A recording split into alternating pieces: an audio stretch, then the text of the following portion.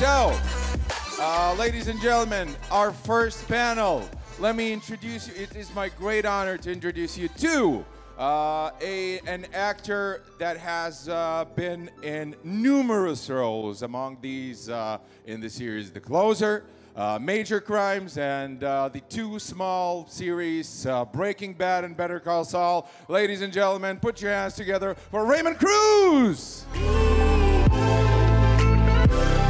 Sir, please, have a seat. Welcome to Lithuania, sir. Hello, Lithuania. And hello to you. Hello, sir. So, let's start off at the beginning. How did you get into movies and series, and how did you decide to become an actor? Well, I got involved with theater at a very young age. I did a lot of theater. I went to college, I started studying acting, and I started studying professionally for about 10 years.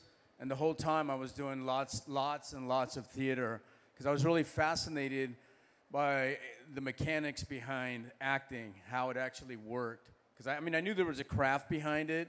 Because as a child, I read a lot of American literature, and I would watch the movies that were based on the books that I read, like Grapes of Wrath, To Kill a Mockingbird. To Kill a Mockingbird. And I would watch how they adapted it to a film.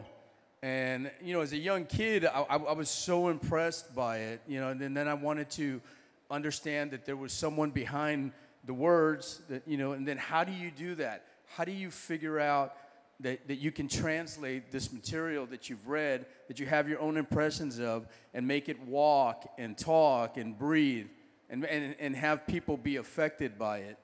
Who are your greatest influences growing up? Well, I watched a lot of movies growing up. I was watching The Godfather at a really young age. So I loved all like Al Pacino, De Niro. I loved Anthony Quinn. I love Ricardo Montalban. I loved all these Latin actors. Edward James Olmos, who's an amazing actor, was a great influence to me because I loved watching his work. Do you remember your first audition? No. You probably had so many. I honestly, I don't. I've been acting for over 39 years, and I'm one of those people where if I do something, I'll know every detail about it in a script, in a scene. I'll know my lines. I'll know your lines, your lines, your lines. The minute I'm done, gone. It's gone. I think I have to make room for something new. Was it usual for you to go to auditions? Because back in the day, a working actor used to do, several auditions a day, right? Yeah, sometimes you would have 2 or 3 auditions in the same day. You were always running around and trying to get a job, to get to the next level, try to get a few lines here or there in movies. But what really benefited me as an actor was that I did a lot of theater, and casting directors would go and see theater. They would go like scout for actors. And they would try to find, unknown talent, people that you hadn't heard of. And I had a really great casting director named Rick Pagano. He cast Blood In, Blood Out, the film. Is Lithuania familiar with Blood In, Blood Out? Apparently not. Apparently not. But it's a great film directed by Taylor Hackford, who directed Ray. He directed Against All Odds. And he cast me in that film. And he's also the man that's responsible for me doing Breaking Bad. So, right. Well, but before we get to Breaking Bad, I'd like to talk about one of the wonderful films that you did. The story behind the film is since we're in Lithuania, we're not very much familiar with the story. What could you tell us about the Cleveland abduction and Mr. Ariel Castro, wonderful fellow? Oh wow, that's an intense film. The Cleveland abduction is the story of 3 women who were abducted and held hostage for over 11 years by a man who was not right. He was a little crazy. So he kidnapped these women at different times, held them hostage, and actually fathered a child with one of the women. And then they ended up escaping and being able to capture a part of their lives. But they were all very young. He thought they were like 12 and 13 years old. Michelle Knight was actually in her 20s, but she was developmentally disabled. And so he abused her, and he was very abusive towards these women. And, and they escaped. So, the film ended up being a story about hope and the belief in a higher power, that you can endure, this tragedy and then come out on the other end and, and save yourself, basically. But the guy was a complete monster, and I played him in the film. I played Ariel Castro. I had to gain 40 pounds in 2 weeks. How do you do that? You eat and you don't stop. And he lived off of a diet of junk food, so that's what I did. I gained 40 pounds of fat in 2 weeks. In 2 weeks? In 2 weeks. Well, how much, what would your daily ration look like? I just would wake up and I would start eating junk food until I went to sleep. Like, I wouldn't stop. So you get really sick of eating, and you don't want to go near food, after a while. But I was doing it for the part, and then it took me about a month to lose the weight. Wow, what a transformation! Yeah. So can you still eat junk food? Yeah. Because I can, but it's weird if I do. It reminds me of that time. Yeah, because I have friends that still can't drink certain types of alcohol because it makes them sick. It had too much at one point, so right. It's kind of the same thing. You kind of get the flashbacks of you trying to get weight. Yeah, and also during the process of filming, I would constantly eat while we were filming. In between breaks and stuff, I had to maintain my weight. Well, the transformation was not only a physical one, because you had to become, well, this is like the most important, the most interesting part of being an actor. You have to transform your mind as well. What was your thought process? The preparation for embodiment of the monster? Yeah, this is where acting becomes really complicated, because you need to alter the way that you think. You need to change your perception. You need to do your research. And I had to figure out the truth about Ariel Castro, which was difficult because the man constantly lies about everything. So any information I could find out about him from him was a lie. So I met a woman who worked at a bus company. She was his boss. And she gave me great insight into him. She worked on set, right? Yeah, she was a driver. Right. So she drove us to work, and she was actually his boss he worked at a bus company that for children. This insane man worked at a bus company that drove children to school. So she was his boss, and she gave me great insight to him. So that helped a lot. So you had to listen to his testimonies, to investigators as well, right? Because there were hours and hours of his testimony. Before you ever do a job, you'll do hundreds of hours of work. By the time you show up to shoot, that's the end. That's the end of your journey. That's the last part. And at that point, like, I can't wait to shoot, because you have all this information in your head. You've done this physical transformation. Emotionally, you figured out where the character lives at. And now, you want to do the scenes, shoot the scenes, and get it down on film, because you're ready to go by that point. And you kind of have to understand his truth. Right, the way that he thinks, and trying to figure out why he did it. Like the logical thought process of how he made it logical for himself. Well, it sounds really sick, but to me, it was a love story. And a lot of people can't grasp that, but that when you come around to it, it was a really dark and twisted love story. Were you on set when the director said it's a wrap? Yes. And how did it feel like? Because at that point, it's a wrap means that you can let go of the monster. Yeah, you can let go. It's just hard to let go. It takes a while. It takes a while? It takes a while. Because sometimes, like, you have actors, I know from Lithuanian actors, some of them say, like, it's snap and it's gone. Mm-hmm. And then for some of them, it's really hard, since they invested so much time, they invested so much effort into the process of becoming the other person. Right. It's kind of hard to let it go. What was the letting go of of the monster? How did it look like? You know, it took a while because you're constantly trying to find his thought process and live there. So you're constantly thinking as the character, as this man. So it takes a while to let all of that go. And you know, the one thing was like I shaved my head, I shaved my beard off. You know, you stopped eating junk food, and you know, you just try to come back to the world. But you know, acting, I tell a lot of people, acting is one of the most difficult jobs there is. And I'm talking about people that transform themselves because you all think a certain way. You have a certain education. You have a certain religious background. You have certain values. So as an actor, that's great. But when you approach a character, you have to let all that go and become a blank slate and allow the character to dictate how you live, how you think, how you feel, how you see things without your personal biases interfering. And that's it sounds, you know, very logical and simple, very difficult to do. You got to work with Pam Grier, though. With who? With Pam Grier? Oh, yeah, Pam Grier, childhood idol of mine.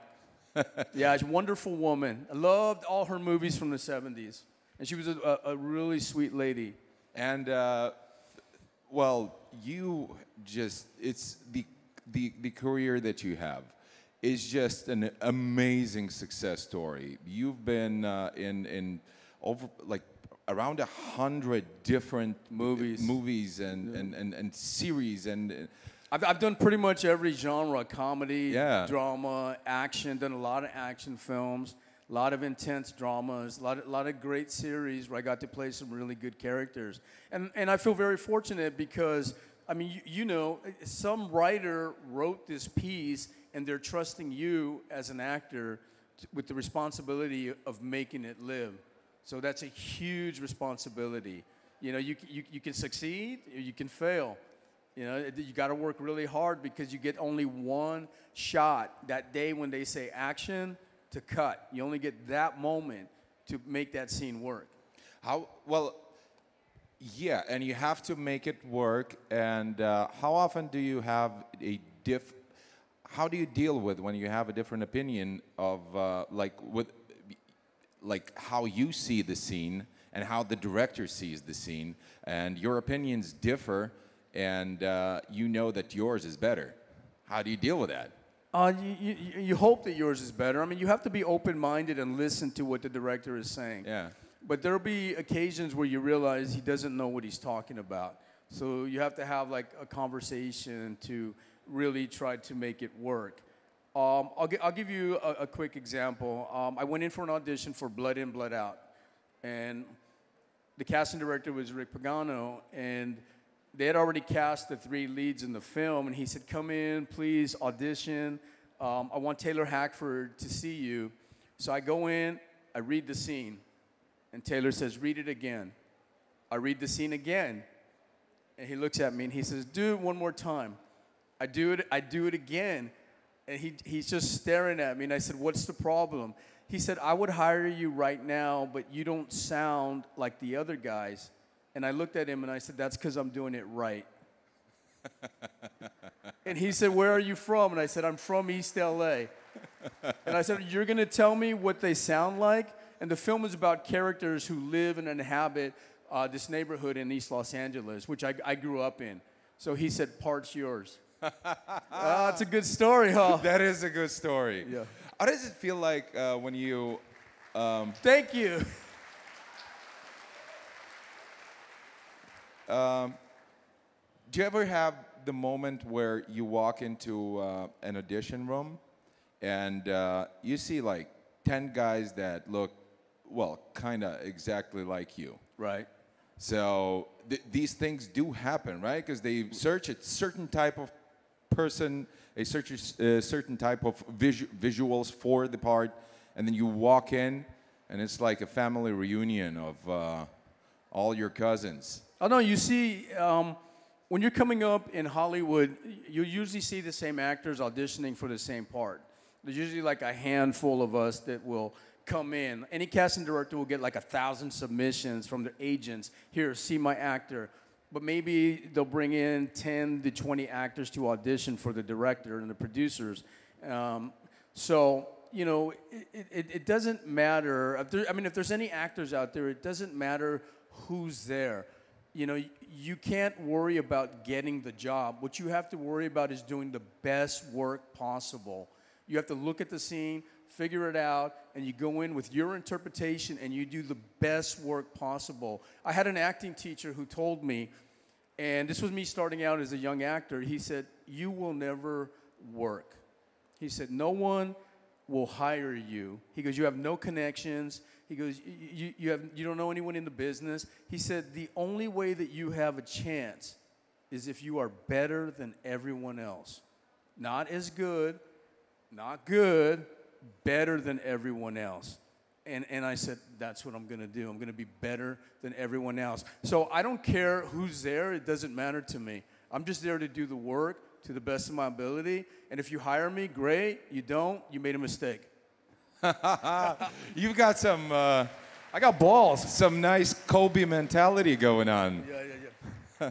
So, and let's talk about, and by the way, if you want to jump in with your question, we have a microphone right there. Please just stand in line. If you want to ask it in Lithuanian, I'll be more than glad to translate it.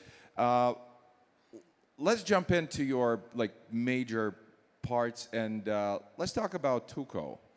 This I've heard it over and over again, but let's just hear the story to all of them, all of the people in the audience that don't know the story. You refused to do Breaking Bad. Three times. 3 times. Yeah, I turned it down 3 times. You turned it down 3 times. Yeah. Breaking Bad. Yes. What were you thinking, man? Well, you got to remember, Breaking Bad hadn't even aired yet, and they were doing a big search for this character.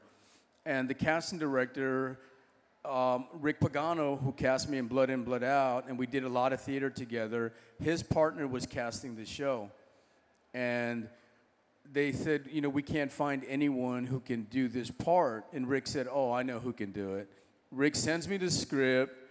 He goes, will you read this script? I read it, and I said, wow, the writing's good. The writing's, you know, it's interesting. He said, can you do it? And I said, yes. He said, will you do it? I said, no. I said, I can't do it. Because I was working every day on the television show, The Closer. You were on The Closer, right? Yeah, so I'm working 5 days a week, like 12 to 14 hours a day. So it's impossible to go work somewhere else. And Rick said, let me talk to Vince. Vince Gilligan, the producer and writer and creator of Breaking Bad. Yeah. So then Vince called me and said, would you be willing to shoot it on the weekend?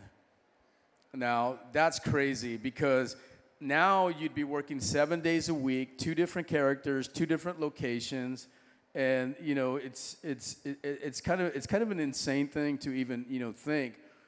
So I said I can't do it because I knew what I wanted to do with it, and I was thinking there's no way Vince would let me do what I want to do with this character. And it'd be impossible to work, 7 days a week. And those are 2 absolutely opposite characters. One is a major Sanchez. Sanchez on The Closer. On The Closer, he's a police officer. Yes. And a major crimes detective.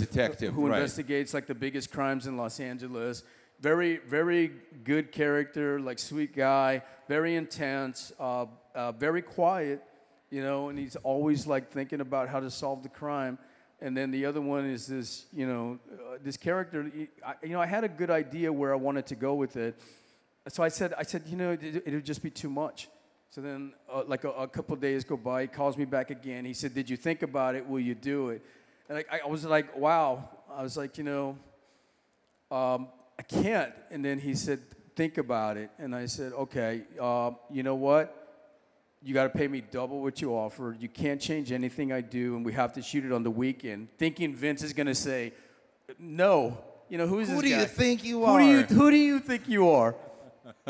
And then there was a pause, and he said, okay. And then I went, oh, man. I'm in trouble. Oh, man. No, now I got to do it, right? So And you being so thorough with your work, that just meant sleepless nights and stress. And it was hard. I would be shooting the television show, and then I'd be walking around with the script for Breaking Bad. I never had a free moment. I mean, for 14, 18 hours a day, I would walk around. I had this script. I'm working on one show, shooting scenes, going in there, studying for the next episode, and then thinking about what I'm going to do for Breaking Bad. And at the same time, you can't let the quality of your current job... No. You got to do your work. You got to do your work. And, how'd you feel? Like, it had to be morally exhausting. It was exhausting. That's why I'm only in 4 hours of Breaking Bad. And it wasn't supposed to be that. It was... is it true that it was initially planned to be just 2 episodes, and then they saw what you did with the character, and they were like, yeah, we're keeping this guy? Yeah, they wanted me to do the whole second season, but honestly, I was so exhausted. Would you go insane if you do it? I really don't think that I could have done it. I think it was just too exhausting. You saw the work on the show, and again, we're shooting in Albuquerque, New Mexico in the summertime. 105 degrees, 110 degrees outside, and a lot of the scenes took place outside. Yeah, where were the locations of the Breaking closer? Bad was shot in Albuquerque, New Mexico, and the closer was shot in Los Angeles, California. So what was the flight? It's about an hour and a half flight from LAX. But I would fly into New Mexico. I'd go on. I was lucky because the producers of the closer were able to work it out that I could get out like on time to catch the last flight out. I would get to New Mexico. Then on Saturday and Sunday, I would shoot all my scenes all day long, Saturday and Sunday, for Tuco. It's a blessing and a curse to have that much work, because it's a blessing because you're working, and it's well, it's a blessing in the quality of the work that they're trusting you with. Yes, it was just incredibly difficult, and you got to understand, Tuco is probably the hardest thing I've ever done. It lives at such a high energy level. I mean, and it's immediate. Even when I'm not saying anything, I'm up here, and I found the character because when I was 12, I've never had a drink in my life. So I don't know what it's like to be drunk or or high. I don't do drugs. So I had to figure this out. I did my research. I read about firsthand accounts from meth addicts, how it made them feel physically, emotionally, mentally, and how it affected their thought process. And then this is a strain of meth that doesn't exist. This is a super meth. So then that has to be exaggerated. And so now you turn the volume up. Right, you got to turn up the volume. But when I was 12 years old, I saw a man who was high on PCP. He was naked on top of a police car, and he kicked in the windshield, and they were trying to get him off the car. They were throwing batons at him. They were trying to fight him, and he was like an insane superhero. So that was what I used for the seed of Tuco, was that image, was that moment that I witnessed when I was a kid. Oh, I've seen the YouTube videos of the PCP enthusiasts. They are quite jolly fellows. Oh, it's crazy. They tase them and they don't feel it. They don't feel it. So this is what I use for Tuco. So, wow. How did it come by for you to see that kind of thing? I grew up in East Los Angeles, and around like East and Southeast Los Angeles. Rough neighborhood? So, yeah, we grew up in rough neighborhoods. It's no secret, a lot of my family, all my cousins are gang members, like hardcore gang members. And this is just where we happen to grow up. And the thing is, people always think that when you're saturated with this in your environment, you have to, become part of it. But it's not true. What it is you're very protected because you know everybody. So, you can choose to get involved in that if you want, or, you choose not to. But like one of my brother-in-law was one of the leaders of a big street gang. He was married to my sister. You know, all of my cousins were all gangbangers. So really, you know, you grow up in a rough environment, but everybody knows you. Nobody really messes with you. So you were saved by the books, the literature. Right. We grew up where we grew up. I was always fascinated by reading as a young child. Like I was reading Moby Dick at 10 years old, and I read it twice. And I made a list of all this great American literature, and I just kept reading books. But I told you, like, when I saw a movie based on the book, I was so fascinated by it. Like, I read the book, and I had to see the movie. And then I was just like, wow, it's magic. It's magic. It was literal magic to me. You know, we live in East LA, in this house. We got this old, like, black and white television. And they would play movies on the weekends, and you would see these classic films. I would always catch the movies, and it was like where I lived in my head. And then you would go out, you know, like I played gang members, like in Blood In, Blood Out, Training Day. Did anyone see Training Day? Training Day, of course. Right. So Denzel got an Oscar for that, right? Right. So I'm only in one scene in Training Day, but it's the best scene in the movie. Yeah. It's a 12-page scene, and it's very intense. But those characters that I've played in these movies, I'm paying homage to the people that I knew growing up. So, and the biggest compliment you can get, if I'm playing a gang member, if a gang member comes up to me and says, "I thought you were a gang member." If I'm playing a detective, if a police officer comes up to me and says, "I love you on the show, you're so good, you're so right on," or if a soldier comes up to me, like when I started in Clear and Present Danger, and they say, "That was like spot on." So again, with Clear and Present Danger, I used a novel written by Tom Clancy to build the character. That is amazing.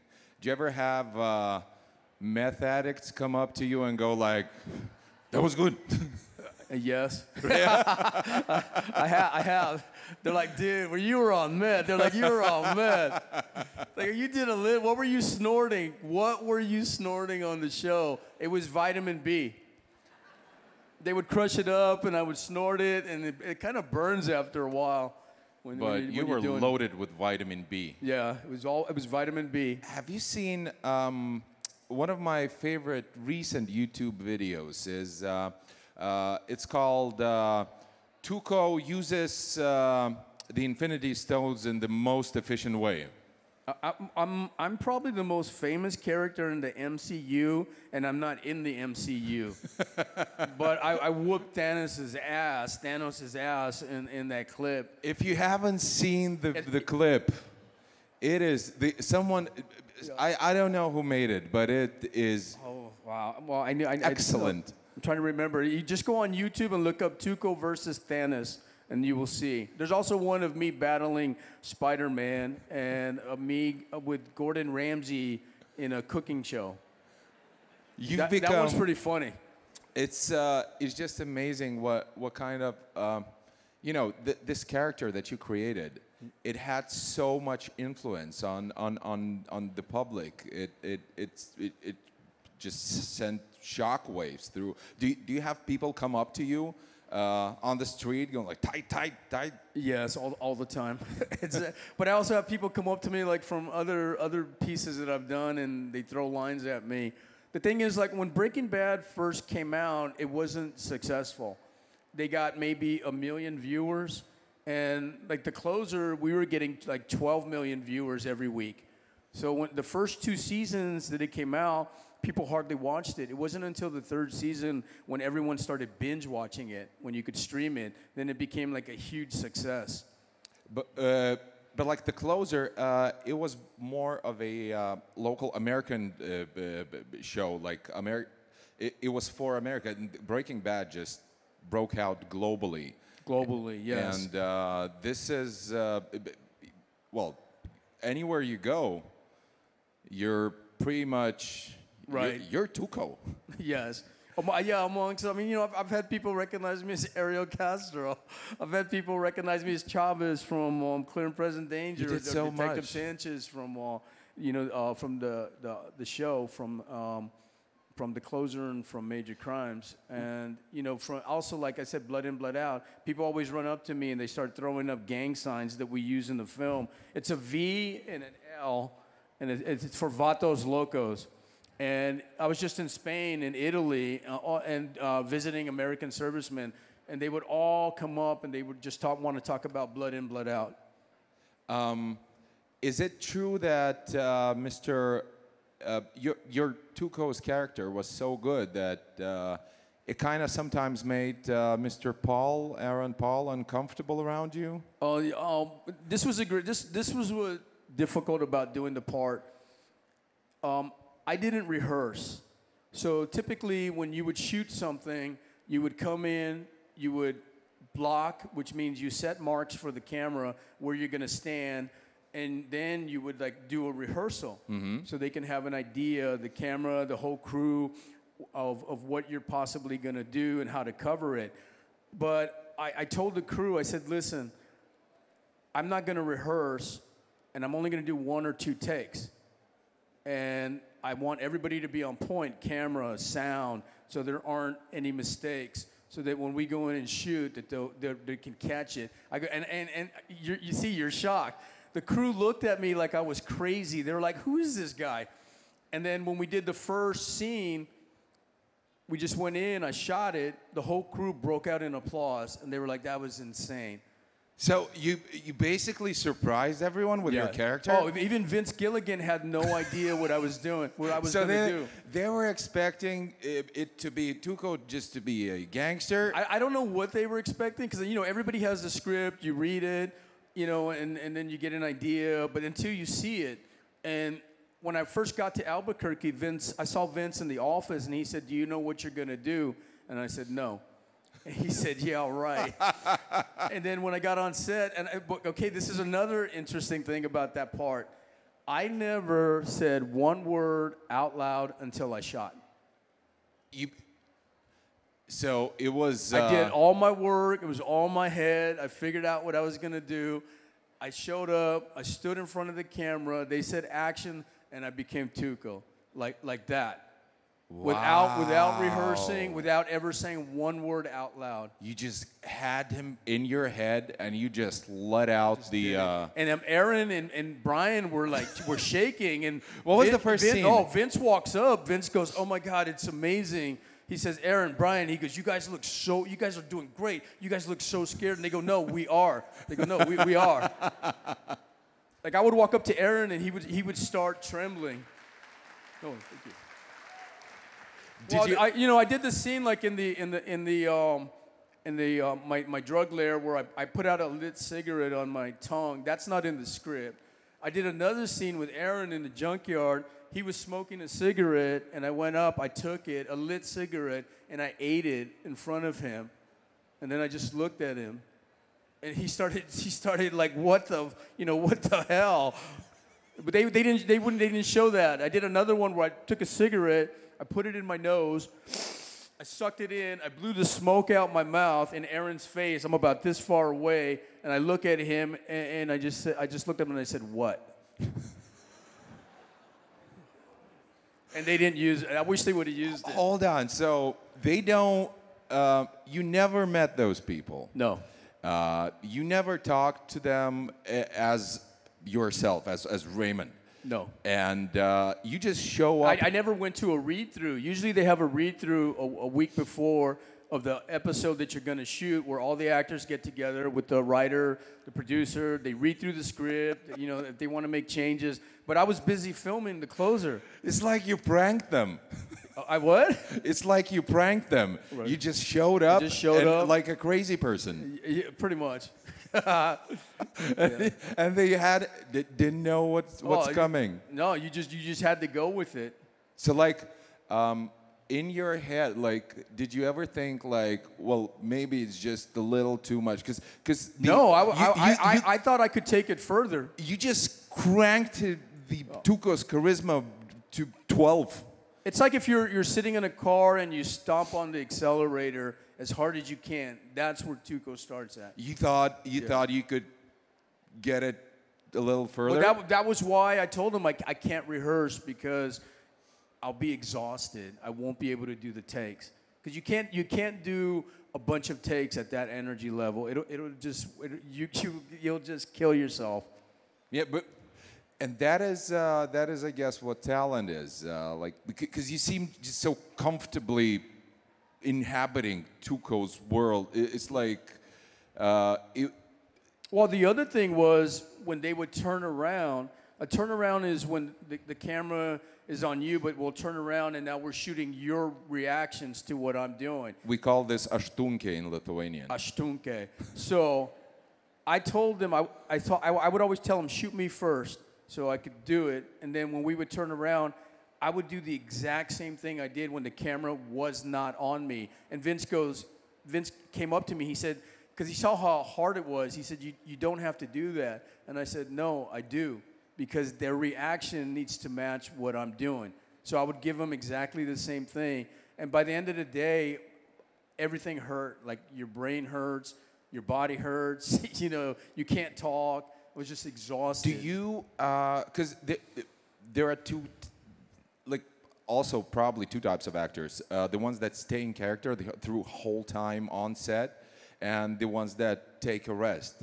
No, I would stay in character. You would stay in character. You would be. I mean, I would be calm, but I would always be living right there. You would have the Tuco's eyes and mindset, and you would be. You got to remember, I only had 2 days to shoot everything, so you're just shooting scene after scene after scene for 2 days. You go to sleep, that's your escape because you have to rest to re-energize. Yeah. Yeah, because I mean, it was an impossible task. How probable is it that the cast, the actors around you, actually thought they hired a crazy person? Oh, they did. Everybody would just step back. They were like, "What the hell are we doing?" It was. I mean, I'm very nice to people. I'd say, "Hello, nice to meet you." Then, bam, You're a very, very nice person. Oh, yeah. It is amazing how the transformation of you, like seeing you here, and you're such a lovely person, and then the monster that you can become. It is. Well, I've always looked. I had a really great teacher, and the best thing that he taught me was that acting is the manipulation of energy, mental, physical, and emotional. So if you can learn to be able to manipulate that energy in your mind, in your body, and in your emotions, you can do anything. So it's a long road to get there, but that's what it is. It's all the manipulation of energy. Did you were you happy to hear that they extended your character? Better Call Saul? Yeah, because like it was supposed to be just two episodes, and then they extended it to four, and then. Then I asked them to kill me, because you asked them to kill you. Yeah, Vince wanted me to do the second season, and I couldn't do it. So I said, Vince, you need to kill me. And he said, he goes, I've never heard of an actor that wanted to die. You hired a hit on yourself. Yes, and I said, if you don't kill me, I won't come back. And he said, okay, we're going to kill you. And that's when we did the really great episode, Grilled. And I have a really great stuntman. His name is Jose Vasquez. And when we did all the physical stuff on the show, we wanted the violence to match the energy of Tuco. So I grew up boxing. Jose was a fighter. So we wanted the violence to have that kind of like, deathly energy. So we did all the fight scenes. Like we made it real. I said I don't want it to look like a stunt fight. I want it to look like how you would really fight someone. So like even when in Grilled, when I throw Aaron out the door, he lands. And Vince said, what do you want to do? I said, he stands up. I'm holding an M16 the whole time. I'm chasing him down. I grab him. I point it at Walter White to like keep him off. I punch the kid. And then I said, I'm going to pick you up. I'm going to throw you over my shoulder, and I'm going to jump into that wall. And they said, what? I said, I'm going to pick you up, I'm going to throw you over my shoulder, I'm going to run, and I'm going to jump into that wall. And they couldn't believe it. Let's just remember that at that time, they were not absolutely sure that you're not Crazy. You know, yeah, crazy. But we did, and it looks great. I mean, it looks insane. Well, that's he hits why. the wall and he slides down, and then I turn and I point the gun at Walter White. You know, so I mean that whole thing. It was, and then when that is dedication. Yeah, yeah. That is dedication to your craft, because it does look very, very real. Were you banged up a bit?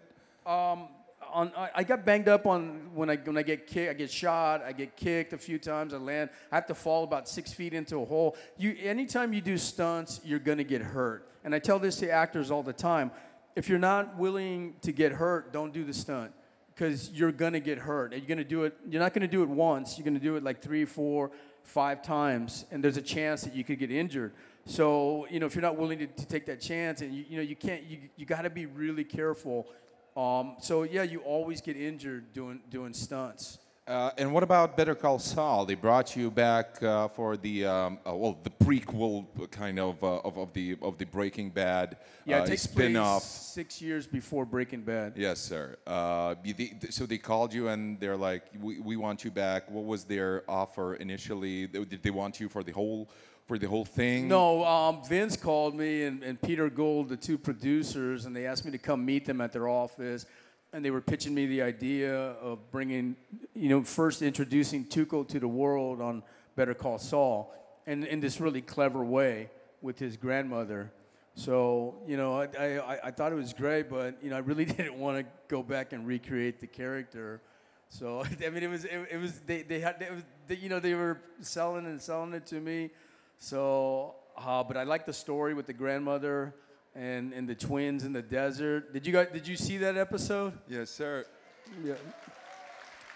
And it was funny because the two twins who were playing the skaters, they were so excited to get their legs broken by me. They were so excited. They go, "We can't wait to do this. We're gonna get our ass kicked by Tuco." So, we were shooting it out in the desert. It was 105 degrees, and we were there all day. It was hard. That was rough. And me and Bob Odenkirk and the guys and Cesar Garcia, who plays, we have that moment where he's trying to talk for me like we did in Breaking Bad. So that was a great, thing to relive. And I love doing the scenes with Cesar. We have some time for a few questions from the audience, if you will. And just a quick question: Did all of your family members loved your Paco character? They all love Paco from My Name is Earl. Is that what you're talking about? No. The Tuco. I'm sorry. Tuco character. Yeah. People were so stunned by what it was. I mean, and the biggest compliment that I got from an audience were people that were saying that I'm in my house. I'm so far removed from this reality. I'm watching you on a television set, and I'm scared. They go, I could feel you. So that was the biggest compliment, because that's the thing. I was trying to make it visceral so that the audience had the same feeling that Aaron and that Jesse and Walter White were experiencing in that moment. To create that, to generate that from, you're in your homes, in your living room, you're probably just watching on TV, and you're like, oh my God, what is happening? So that was great. Yes, sir. Well, all of your work is just amazing. We are so honored to have you here, sir. So, ladies and gentlemen, please make some noise, because today we were talking to Raymond Cruz.